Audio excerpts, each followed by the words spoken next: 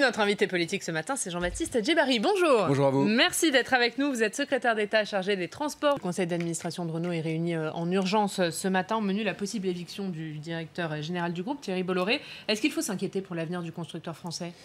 Non, d'abord, l'État fait toute confiance à Jean-Dominique Sénard, le président, pour proposer, le cas échéant, les incarnations qui permettraient de conduire à la fois le groupe et l'Alliance sur une stratégie entrepreneuriale. Vous savez que la filière automobile, aujourd'hui, est un peu au croisement de toutes les transitions. On parle de l'électrique, mais ça se recompose, ce marché se recompose au niveau mondial.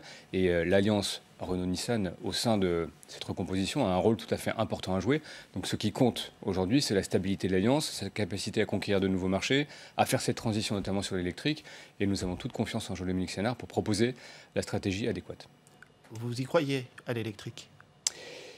Alors ça pose des problèmes, l'électrique, sur le cycle de vie, ça pose effectivement des questions sur les marchés, ça pose l'accompagnement de la transition, et on le voit partout où nous avons à faire ce travail. Moi j'ai reçu hier matin la filière automobile, les industriels, les services, les poids lourds. On voit que tout ça est aujourd'hui enclenché, il n'y a plus de réticence comme encore il y a quelques temps où on cherchait absolument à raffiner le moteur diesel comme cela a pu exister. Aujourd'hui, il y a vraiment, cette transition est en cours, est en œuvre, c'est un défi.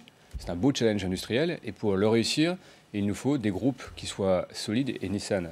Renault est singulièrement un groupe qui doit rester solide, raison pour laquelle nous avons confiance en son président. Il y a un groupe qui est dans la tourmente, Michelin, qui annonce la fermeture de son usine de la Roche-sur-Yon en Vendée, 600 emplois menacés. Que peut faire le gouvernement ? D'abord, le gouvernement a dit qu'il serait très attentif à la construction du plan de sauvegarde pour l'emploi. Le président du groupe a dit très précisément qu'aucun emploi, en tout cas que chaque salarié se verrait proposer une solution adaptée. Et donc le préfet Pas de la d'inquiétude Vendée, à avoir pour les plus de 600 salariés. de la vigilance, mais le préfet de la Vendée a été mandaté pour tenir dès la semaine prochaine une réunion avec le groupe, les différents partenaires locaux, de manière à voir comment tout ça peut se mener de la façon la plus fluide possible. Comment on explique cette crise du pneu ? Encore une fois, c'est un marché qui intègre beaucoup d'innovation, qui est très en concurrence. Et puis, il y a des logiques certainement de filières et de flux internationaux qui aujourd'hui fragilisent territoire par territoire. Une question d'écologie aussi ?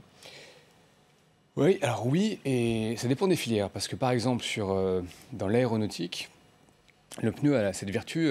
vous en venez, vous, de l'aéronautique. Oui, hein, cette vertu d'être recyclé beaucoup.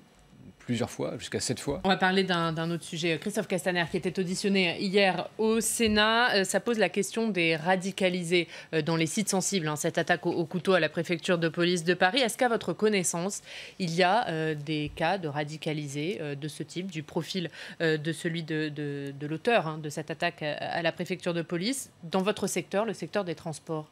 Vous savez qu'il y a eu des rapports assez précis cette dernière année. Il y a notamment un rapport à l'été d'un député de La République En Marche, Éric Pouillat, qui dit que le régalien est en général assez préservé, mais qu'il y a des zones de fragilité, notamment dans les transports.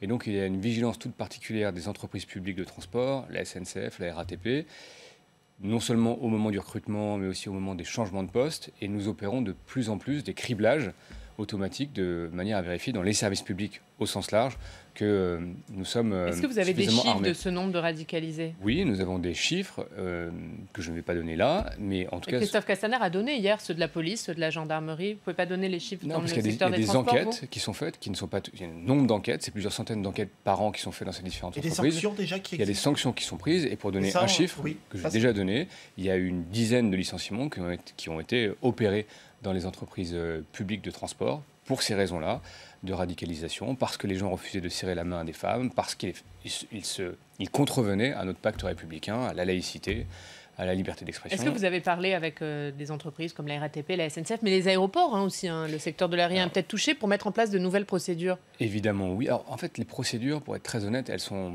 en train d'être modifiées depuis 2015. Vraiment, je crois que le Bataclan a été un peu un tournant dans la capacité ou la culture des services publics pour être plus efficace. Et ça met un petit peu de temps. Mais par exemple, pour les aéroports, vous savez que les personnes qui travaillent en zone réservée dans l'aéroport ont un badge qui est délivré par la préfecture.